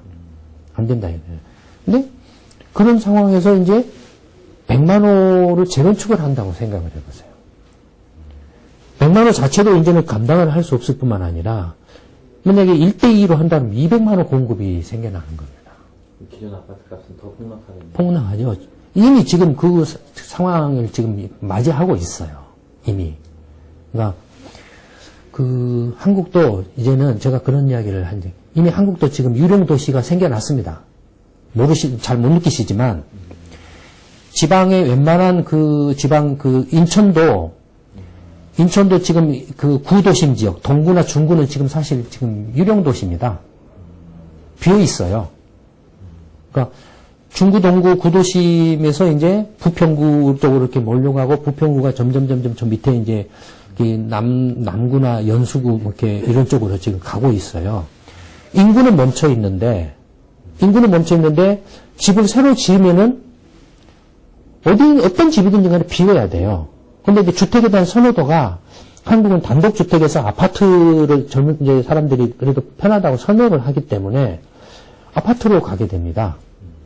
예, 아파트로 가게 돼요. 아파트로 가는데 그러면은 단독주택이나 일반 연립이나 뭐 다세대 주택은 비게 됩니다. 구도심이 비게 돼요. 인천이 그렇고 대전이 충남 도청을 홍성 내포 신도시로 가니까 비워버려요. 채워지지 않습니다. 전주 역시 구도심 지역이 신도심으로 시청에 옮겨가니까 구도심이 그냥 비워버려요. 광주도 그냥 도청이 옮겨가니까 무한 옮겨가니까 비워버려요. 시의 중심가가 과거 중심가 지역이 비워버리고 상무나 북구 신도심 지역으로 이렇게 옮겨가 버리니까는 채우지를 못해요. 구도심 지역을 비워버려요. 부산도 마찬가지입니다. 대구도 마찬가지예요. 울산도 마찬가지예요. 새로 이렇게 아파트를 짓는다라고 이렇게 신도심이나 이른바 재건축, 재개발, 뉴타운을 하게 되면 비워버려요. 근데 이제 문제는 그러면은 그 단독주택이나 LU주택은 다 없어지고 모조리 다 아파트로 이렇게 살려고 하기 때문에 아파트 수요가 계속 있지 않겠느냐라고 이렇게 생각하실지 모르지만 그건 어리석은 생각입니다. 왜냐하면 지금 모든 것은 가격이거든요. 가격 대비로 수요라는 것은 수요와 공급은 가격이 결정을 하는 겁니다. 가격이 낮으면 수요가 늘어나는 거고, 가격이 올라가면 수요가 줄어드는 거예요. 근데 지금 한국의 아파트 가격은 어떻습니까? 지금 수도권은 이미 이제 거품, 꼭지점을 찍고 지금 떨어진 상태죠. 대세 하락을 하고 있죠. 이렇게 등락을 하면서. 그런 상황이에요. 그런 상황인데도 여전히 지금 인구 감소와 경제가 이렇게 그 저출산 등에서 알 수 있는 것처럼 정책 실패가 계속 누적되어 오면서 젊은 사람들이 결혼 정년기에 있는 사람들이나 뭐 이렇게 지금 가장들도 자기 그 삶을 책임지지 못하는 상황이 벌어지고 있다 이겁니다. 그러니까 지금 현재 이 아파트의 가격을 감당할 수 있는 수요가 없다 이겁니다.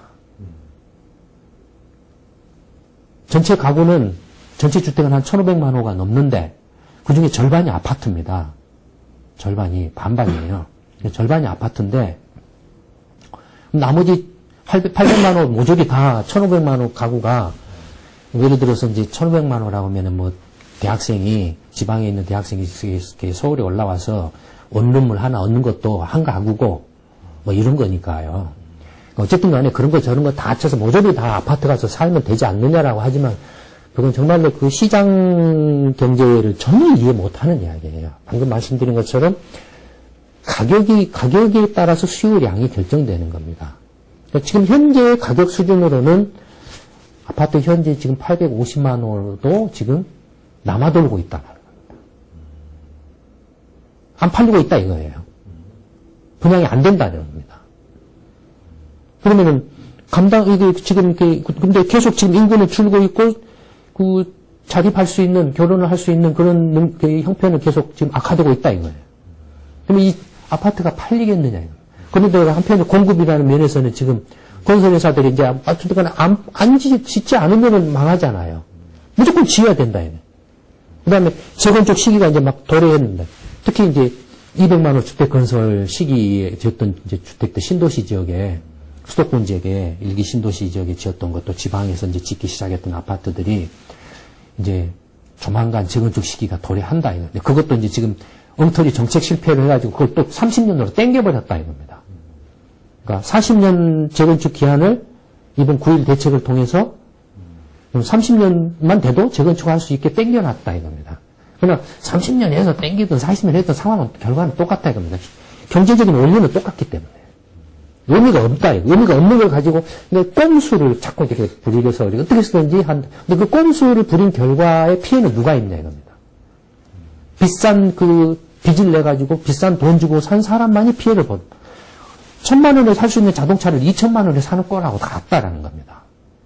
사람들의 소비 행태는 합리적이거든요. 자동차 같으면 같은 차 같으면은 싸게 살려고 하죠. 보통 물건, 또 그 마트라든지 시장에 가서는 물건을 싸게 살려고 합니다. 근데 유독 아파트만은 그런 생각을 안 해요. 굉장히 지금 한국의 주택시장은 비정상적이고 비합리적인, 그러니까 시장 경제 논리가 적용되지 않는 그런 지금 구조를 갖고 있습니다. 그러니까 정책적으로도 지금 말할 수 없는 엉터리 정책을 쏟아 부어가지고 시장 자체를 확 왜곡시켜 놔버렸고, 불패신화해서 정부가 정책을 내밀면 조금 좋아질 거야 뭐 이런 식으로 계속 몇십 번 몇백 번을 되풀이하고 있다 이겁니다. 그러면서도 같은 형태를 계속 하고 있어요 지금. 근데 물밑에서는 지금 아까 말씀드렸던 것처럼 이런 어마어마한 그 폭탄이 지금 이렇게 터지기 시작하고 있다 이겁니다. 물밑에서는. 그러니까 한국의 경우에 지난 그 외환위기 이후에 모든 그 경기 부양책의 그 어떤 핵심을 부동산에 이렇게 초점을 맞춰왔는데 이게 무너지면 한국 경제 전체도 이제 무너질 수밖에 없습니다. 근데 그러면 이거 안 무너지게 막을 수 있는 방법이 없느냐? 생각을 해보세요. 이명박 정권 때 노무현 참여정부 때도 그 부동산 투기를 억제하지 못해가지고, 억제하지 못했을 뿐만 아니라 오히려 그 잘못된 엉터리 정책을 남발을 했죠. 그래서 결과적으로는 그것들이, 예, 그 부동산 투기를 더 이렇게 키우고 조장하는 그런 결과를 초래를 했고, 그것이 결국에는 정권의 몰락을 이렇게, 예, 이어졌죠. 그 다음에, 경제 대통령에다가 이렇게 떠들어대면서 대통령이 된 이명박 씨나 박근혜 씨나 지금 부동산 대책을 이렇게 쏟아냈다 이겁니다. 쏟아냈으면은 문제가 해결됐냐 이겁니다. 그리고 부동산 대책을 하면서 빚이 천문학적으로 폭증을 했다. 그것 때문에 지금 LH공사든 수장공사든 지금 파산했다 이겁니다. 사실상. 말할 수 없이 지금 빚이 폭증을 해가지고 어떻게 일개 공기업의 빚이 140조에 달하는, 있을 수가 없습니다. 있을 수가 없어요. 그러니까 이미 파산한 상태예요. 근데 지금 국민의 세금으로 지금 원리금 이자 지금 메우고 있는 상황이에요, 지금. 근데 그렇게 했는데도 그러면 아파트 가격이 지금 뭐 2억짜리가 4억이 되고 뭐 6억이 되고 그렇게 됐냐 이겁니다. 그 다음에 모든 대한민국 아파트 가격이 뭐 3억짜리가 6억이 되고 10억이 되냐 이겁니다. 그렇게 하면 문제 해결되냐 이겁니다.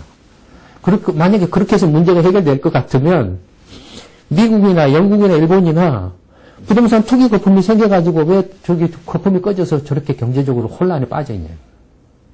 그 다음에 그 나라도 굳이 다른 정책 할 필요 없이 한국처럼 모조리 다 아파트 짓고 주택 지어가지고 경기 부양하면 되지. 굳이 무슨 기술 경쟁력을 강화하고 뭘 하고 뭐 일자리를 만들고 할 필요가 없잖아요. 모두가 다 그냥 굳이 또 국민들한테 그 일하라고 할 필요도 없습니다. 그냥 정부가 빚 내가지고 아파트 뭐 5억짜리 하나씩 지어가지고 10억에 그냥 하나씩 주는 거예요. 그러면 되잖아요. 뭐 다 이렇게 표로 찍어줄 겁니다. 그러면 다 10억짜리 부자가 되잖아요. 그럼 굳이 뭐 노후 걱정할 필요도 없고 집 하나 팔면 10억이니까. 뭐 한국은 전체적으로 부동산 시장이 그 시장 경제 원리에 따라서 논리에 따라서 움직이는 게 아니고 또 정부 그 정책이 정말로 반시장적인 정책들을 전에 뭐 참여정부 시절이나 이명박 정부 시절이나 지금 현재 박근혜 정부에도 여전히 반시장적이고 반경제적인 그런 정책들을 남발을 해서 지금 굉장히 뒤틀려 있는 상황입니다. 문제는 이런 상황이 계속 영원히 지속될 수 있느냐라는 겁니다. 그렇지 않습니다. 이건 지금 이제 이미 시작이 됐습니다. 붕괴가. 왜냐하면 시장 경제 원리에 반하는 어떤 그 행위가 일어나면 시장에서 그런 행위가 일어나면 반드시 그런 잘못된 행위를 시정하려는 반작용이 생겨납니다. 반드시. 이건 경제뿐만 아니라 모든 자연계가 그런 반작용이 생겨납니다. 왜냐하면 자연계 전체가 다 균형을 유지를 하고 있거든요. 균형을 유지를 하고 있기 때문에 자연계가 이렇게 파괴되거나 만약에 그 사람이 사는 사회도 균형을 유지하지 않으면 이미 인류는 다 죽고 멸망을 해 있겠죠. 그러니까 뭔지는 몰라도 그런 균형의 힘이 작용을 해서 적어도 합리적이고 이성적인 것들이 계속 지배해 왔기 때문에 이게 지금 단절이나 파괴되지 않고 유지를 해온 겁니다. 마찬가지로 시장 경제에 반하는 그런 반시장적인 정책들을 남발하고 반시장적인 행위가 계속 일어나면은 반드시 그걸 다시 정상적인 그 형태로 되돌리려고 하는 복원하는 그 반작용이 생겨납니다. 그게 보이지 않는 선입니다. 사람들이 잘 몰라요. 그 반작용이 어떤 형태로 이렇게 발생하는지를 사람들이 잘 몰라요. 근데 보이지 않는 선이라는 건 뭐냐면 바로 이 저출산과 같은 겁니다. 부동산 시장이 뒤틀리고 왜곡돼가지고 도저히 내가 이 집을 살 수가 없다라고 하면 포기를 해버려요. 집을 살 수 있는 그걸 포기를 해버려요. 자기가 결혼할 수 있는 걸 포기를 해버려요. 애 낳는 걸 포기를 해버려요. 어차피 내가 애를 낳아봐야 애한테 결혼을 시킬 능력이 안 된다 이겁니다. 또는 애가 이렇게 스스로 이렇게 집을 이렇게 얻어가지고 결혼할 형편이 못 된다 이겁니다. 그럴 바에는 내가 지금 결혼을 안 하고 차라리 결혼을 해도 애를 안 낳는 게 낫다라고 생각을 해버린다 이겁니다. 이런 것들이 보이지 않는 선입니다. 그냥 파괴를 하는 겁니다. 이른바 이런 잘못된 정책과 잘못된 어떤 그 행위들에 대해서 파괴를 하는 거죠. 그러니까 이런 보이지 않는 손들이, 그러니까 결과적으로는 이런 그 저출산이나 이런 것들이 작동을 하기 시작하면은 어떻게 되겠습니까? 결국에는 이제 빈집이 늘어나고 일본처럼 가격이 떨어질 수밖에 없습니다. 가격이 떨어져서 이제 감당할 수 있는 수준까지 오면은 그때 이제 다시 복원을 하기 시작하는 거죠. 근데 그 기간이 매우 길고 그 기간이 아까 말씀드렸던 것처럼 저출산이 진행된 과정이 일본도 그렇고 한국도 그렇고 되게 그 인구 동태 변화는 보통 최소 30년에서 50년, 70년, 100년의 주기를 가지고 일어납니다. 그러니까 그 파괴하는 과정도 그런 긴 주기를 가지고 진행이 됩니다. 이걸 기술 혁신이나 아까 말씀드린 생산된 혁신으로 이렇게 만회를 하려고 발버둥을 치려고 하는데 그걸 이렇게 만회를 하기가 힘듭니다. 근데 독일 같은 경우를 보면은 다들 아시는 것처럼 독일은 유럽의 일본입니다. 독일이 유럽에서 가장 저출산이 심각할 뿐만 아니라 고령화도 가장 빨리 진행이 되고 있는 나라입니다. 그래서 그런 문제들을 해소를 하려고 독일은 일찍부터 이민 정책을 시행을 했죠. 그래서 한국의 광부 70년대, 60년대 간호사들이 독일로 가서 이렇게 하고 했지 않습니까? 벌써 독일은 그런 상황이었다는 거죠. 근데 그 결과는 지금 어떻습니까? 갈등으로 표출되고 있죠. 독일 사회 내에서 갈등으로 표출이 되고 있습니다. 그러니까 이런 것들이 인구 문제는 정말로 이렇게 장기간에 걸쳐서 정권을 넘어서서 한 정권은 길어봐야 뭐 3년, 4년, 5년, 뭐 7, 8년입니다. 근데 인구 문제는 아까 말씀드린 것처럼 또는 사람들의 그 삶은 보통 평균 수명이 70년, 80년이라면 70년, 80년이 주기입니다. 그런 장기적인 관점에서 정책을 수립을 해야 됩니다. 비전을 만들고 그 비전을 실현시키기 위한 전략적인 목표를 설정하고 그런 목표들을 이렇게 체계적으로 이렇게 시행하에 옮길 수 있는 정책들을 일관되게 해야 됩니다. 정권에 관계없이 국민적인 합의가 이루어진 것에 대해서는. 근데 그런 것들을 정권이 바뀔 때마다 무슨 장관이 바뀌고 무슨 당대표가 바뀔 때마다 그냥 180도 확 바뀌어버린 데에서는 불가능하죠. 어렵습니다. 그러니까 독일의 경우에는 그나마 그 2005년 이후에 이른바 이제 개혁도 하고 구조 개혁도 하고 그다음에 이제 외부 환경이 독일 경제에 유리하게 전개되는 그런 상황이 벌어져서 지금 독일 경제가 그런 이른바 저출산 고령화 문제가 지금 수면 위로 다시 잠시 내려가 있는 상태입니다. 지금 독일 경제는 상당히 지금 이렇게 호조를 보이고 있는 상황이죠. 그러나 독일 경제는 이미 저출산 고령화가 상당히 심각해서 그래서 그 문제를 해결하려고 지금 이제 정책적으로 굉장히 많은 노력들을 하고 있습니다. 독일 정부가. 그런데 한번 이렇게 인구 문제에서 이렇게 정책 실패가 발생하면 그걸 만회하기가 굉장히 힘이 듭니다. 굉장히 힘이 들어요. 그러니까 독일 경제가 그나마 지금 이제 운이 좋았던 게 2000년대 들어와서 중국 경제가 급성장하면서 새로운 이제 중국 시장이 열렸기 때문에 특히 이제 독일은 고급 명차, 고급 브랜드 자동차의 강국인데 중국 시장이 굉장히 급성장을 했죠. 그래서 그 힘에 이제 조금 독일 경제가 지금 이제 저출산 고령화 문제가 잠시 물밑으로 지금 가라앉고 그다음에 통일을 했는데 통일 문제가 독일 경제가 이렇게 인구 문제라든지 이런 것을 해결하는데 기여를 했느냐라고 이렇게 한다라면 그렇지 않았다라고 이렇게 보여집니다. 왜냐하면 동독 경제는 독일 경제보다 훨씬 못했고 공산권 국가 역시 저출산과 거의 예외가 없습니다. 특히 동유럽이나 이런 나라들 보면 그 저출산과 고령화 문제, 그 다음에 수명이 짧습니다. 스트레스가 많은 그런 사회이기 때문에 수명이 짧아요. 평균 수명이. 그래서 이른바 이제 상대적인 의미에서 저출산과 고령화 문제가 좀 이렇게 심각했고, 공산권 국가가 그나마 그 경제적인 면에서 그런 저출산 고령화 문제를 안고 있었음에도 불구하고 유지해 올 수 있었던 것은 남녀 평등에 의해서 여성 노동력이 예외 없이 무차별적으로 똑같이 남자가 똑같이 일을 했기 때문에 그렇습니다. 동독하고 통일을 했는데 동독이 서독에 합쳤지만 서독에 굉장히 많은 부담을 줬어요. 서독 경제에.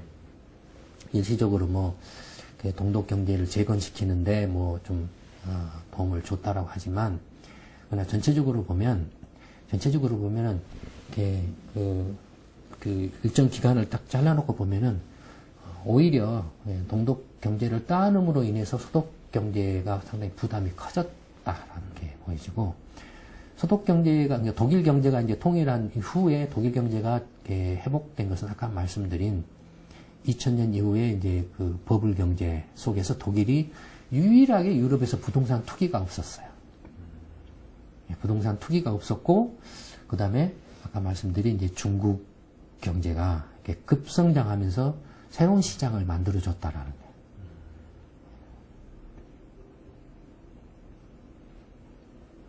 근데 이제 한국 같은 경우에 모든 것을 그 모든 어려운 점들이나 구조적인 문제점들을 북한과의 통일 문제로 다 이렇게 연결시켜서 통일을 하면은 모든 것이 해결되는 것처럼 착각을 하고 있는 것 같습니다.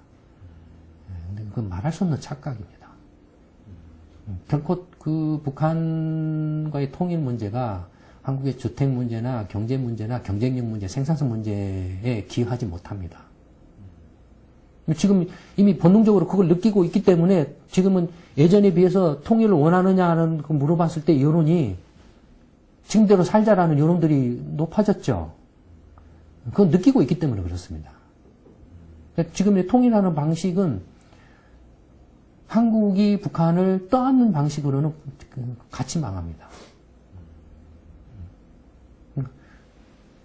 북한이 스스로 경제적으로 자립할 수 있는 상태까지 만들어 놓은 다음에 서로 같이 통일을 하는 게 가장 현명한 방법이죠. 지금 한국이 감당할 수가 없습니다. 그러면 이제 뭐 결론이 될까요? 어떤 식으로 이제 가야 되는지, 이대로 진짜 뭐라고 할까요? 앉아서 그 사회 전체의 침몰을 이대로 그냥 보고 있어야 되느냐, 또는 개인적으로 그러면 이 사회에서 탈출하는 것만이 유일한 방법이냐, 그런 어떤 암울한 전망까지도 나올 수 있을 것 같은데 어떻게 해야 된다고 보십니까? 네, 뭐 이미 이제 최악의 상황은 벌어졌습니다. 최악의 상황은 벌어졌고, 이 상황을 어떻게 이제 피해를 최소화하면서 수습할 것인가가 사실은 굉장히 중요합니다. 네, 중요한데 아까도 말씀드렸던 것처럼 먼저 이런 상황이 벌어지게 된 데에 대해서 올바르게 이해를 먼저 해야 됩니다. 이해를 하지 않는 상태에서는 여전히 그 엉터리 정책 실패를 계속 추가할 뿐입니다. 그게 첫 번째고요. 두 번째는 기득권 문제하고 연결되어 있습니다. 이 문제를 푸는 것은 한국 사회의 정치, 경제, 문화, 사회, 교육 모든 분야에 있어서의 기득권 문제하고 연결되어 있습니다. 따라서 이 기득권 문제를 해결하지 않는 한은 불가능합니다. 근데 안타깝게도 이 기득권은 한국 사회의 극소수입니다. 정, 경, 관, 언, 사법, 종교, 유착의 그 세력을 형성하고 있는 그 기득권은 극소수입니다. 이게 지금 무엇보다도 정치 세력화, 정치 세력 싸움으로 되어 있습니다. 이것이. 근데 이미 한국 사회 전체를 보면 지난 이제 2000년을 기점으로 해서 세계 경제가 아까 말씀드렸던 노동 집약적, 자본 집약적, 기술 집약적에서 있는 지식 정보 집약적 산업으로 이렇게 바뀌어가고 있습니다. 그런데도 불구하고 여전히 한국의 정치와 정부는, 정치권과 정부는 지난 30-40년 전에 30-40년 전에 없던 시절에, 그 다음에 양적 성장 시절에, 그 다음에 이른바 그 극한의 그 미소 냉전의 그 이데올로기의 이념의 그 대립 시절에 사고방식에 빠져 있습니다. 여전히 그 연장선상에서 진보 정권이 됐든 보수 정권이 됐든 여전히 그 연장선상에서 이렇게 그 엉터리 정책들을 계속 남발을 하고 있습니다. 그런 식으로는 절대 문제를 해결할 수가 없습니다. 문제를 해결하는 첫 단추는 세상이 지식, 정보와 경제로 이렇게 바뀌었다는 것을 먼저 올바로 이해할 필요가 있습니다. 이 지식, 정보와 경제에서 한국 경제가 경쟁력을 갖추고 먹고 살 수 있게 하기 위해서는 무엇이 필요한가, 어떻게 해야 되는가를 생각을 해야 됩니다. 아까 이미 사람 먹고 사는 게 그렇게 복잡한 거 아닙니다. 단순해요. 의식주 문제입니다. 의식주 문제인데 아까 말씀드린 것처럼 한국은 자원이 없기 때문에, 땅이 넓은 것도 아니기 때문에 사람의 가치를 키우는 것만이 유일한 해결책입니다. 사람의 가치를 키우는 방법은 가능한 한 투자 비용을 최소화하는 방법. 그러면서도 그걸 개개인한테 그 투자 비용을 각 가정, 개인, 가족들한테, 가장이나 가족한테, 가정에게 책임을 다 이렇게 그 부담을 이렇게 지도록 하는 게 효율적인지, 아니면은 공동체 전체의 공동비용 부담으로 하는 게 효율적인지, 예컨대 보험 같은 경우로 생각을 할 수 있습니다. 개인이 예컨대 보험이라는 것은 개인이 이제 자동차 사고를 내면 각 100명이 있는데 이 100명이 자동차 사고를 각자 이렇게 한 사람당 그 사고가 났을 때 부담하는 비용을 100만 원이라고 치면 100명이면은 이게 1억 원이 됩니다. 그러니까 100명 전체로 1억 원이라는 돈을 은행에 저금을 하고 있어야 돼요. 사고에 대비해서. 그렇지만 실제로 100명이 모두 다 동시에 사고가 나는 건 아닙니다. 100명 중에 한 사람이 사고가 나거든요. 그러면 실제로 전체로 보면은 그냥 100만 원만 저금을 해두면 됩니다. 1억 원을 저금해도 필요가 없어요. 그러면은 100명이 그냥 10,000원씩만 내면, 10,000원씩만 내서 100만 원을 딱 적으면서 사고 난 사람의 보험 처리를 해주면 되는 거거든요. 마찬가지로 교육비 문제든, 뭐 대학 등록금 문제든, 주택 문제든, 아니면은 일자리 문제든 이런 것들을 해결하는 데 있어서 각자 알아서 하세요라고 하는 것이 가장 비용 효율적인 방식인지, 아니면은 이런 문제들을 보험과 같은 방식으로 접근을 해서 뭔가 공동체 비용으로 해서 그 문제를 해결하는 게 현명한 것인지 생각을 해볼 필요가 있다 이겁니다. 이미 한국은 이렇게 자원이 없는 데다가 지금 이제 다 빚투성이가 되어 있습니다. 더 이상 어떻게 할 수 있는, 그렇게 쓸 수 있는 가용 자원이 없습니다. 지금 상태에서는 그런 것들을 무슨 진보다 보수다 뭐 이런 이념적으로 모든 것들이 그런 식으로 색깔을 칠해버리다 보니까 이런 것들에 대해서 합리적이고 현명한 방법들에 대해서 논의 자체가 불가능해져 버렸습니다.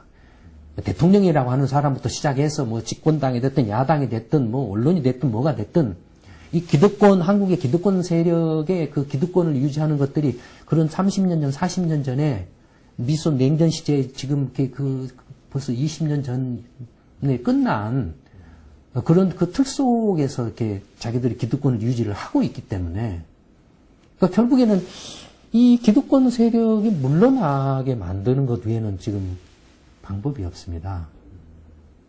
이 기득권 세력이 정치권이 됐든 진보 정당이 됐든 보수 정당이 됐든 나라를 경영할 수 없고 나라를 경영해서 결과적으로 실패했다라는 걸 지금 입증을 했거든요. 그러면 지식 정보화 시대 경제로 바뀌었는데 그럼 지식과 정보를 가진 새로운 세대로 나라를 경영을 하게 만들어야 된다는 겁니다. 한국 사회에서 지식과 정보화 시대에 지식을 갖추고 정보화 시대를 이렇게 적응하고 이끌어 갈 수 있는 경쟁력 가진 세대는 어디냐, 누구냐, 라면은 지금 20대, 30대, 40대입니다. 이 세대는 다 대학을 나왔어요. 50대 이상부터는 대학을 나온 사람이 드뭅니다. 그 다음에 대학을 나왔어도 그때는 배운 게 없었어요. 근데 지금 20대, 30대, 40대는 다 어쨌든 간에 대학을 나왔고 어쨌든 간에 뭐 좋은 대학을 나왔던 뭐 좀 이렇게 지방 대학을 나왔던 이 50대 이상보다는 비교할 수 없을 정도로 많은 걸 이렇게 알고 있어요. 그다음에 정보통신 기술이나 이런 것에 훨씬 이렇게 적응해 있고 경쟁력을 가지고 있어요. 그러면 이 문제 한국의 그 이렇게 저출산 문제와 관련된 경제 문제를 근원적으로 해결하는 첫 단추는 이 그 지식 정보 경제화 시대를 이끌어갈 수 있는 세대로 한국 사회 세대 교체가 일어나야 된다고 생각을 합니다. 그게 문제 해결의 첫 단추라고 생각합니다.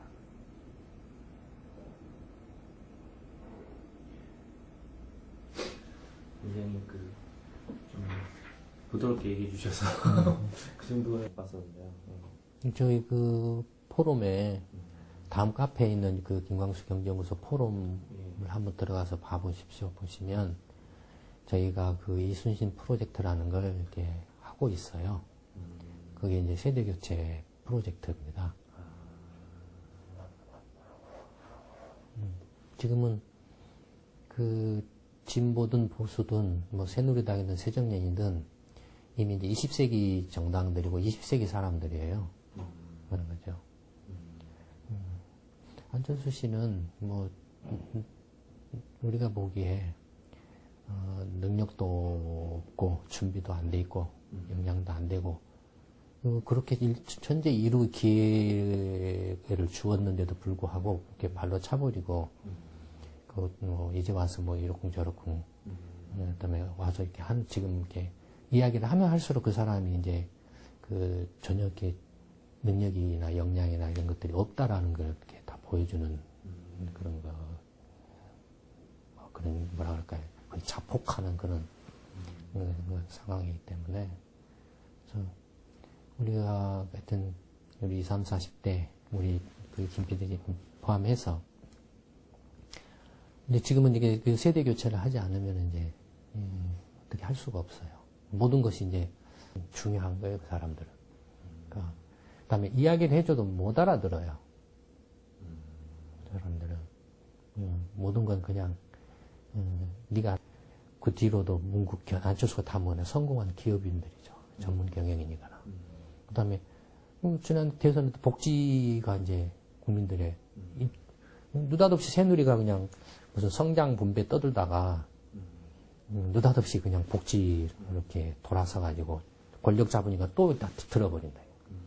그러니까 이미 경제 문제였다 이거예요. 외환위기 이후에 경제 문제였다 이거죠. 근데 그런 것들을 그렇게 이야기를 해줘도 이 사람들은 정치라는 건 그렇게 하는 거다라고 딱 굳어져 있는 사람들은 굳어져 있는 사람들은 그러니까 노무현 정부 때도 정부 관료들이 와서 분탕질을 해도 모르니까 경제 문제에 대해서 모르니까 엉터리 정책을 해도 뭐가 뭔지를 모르니까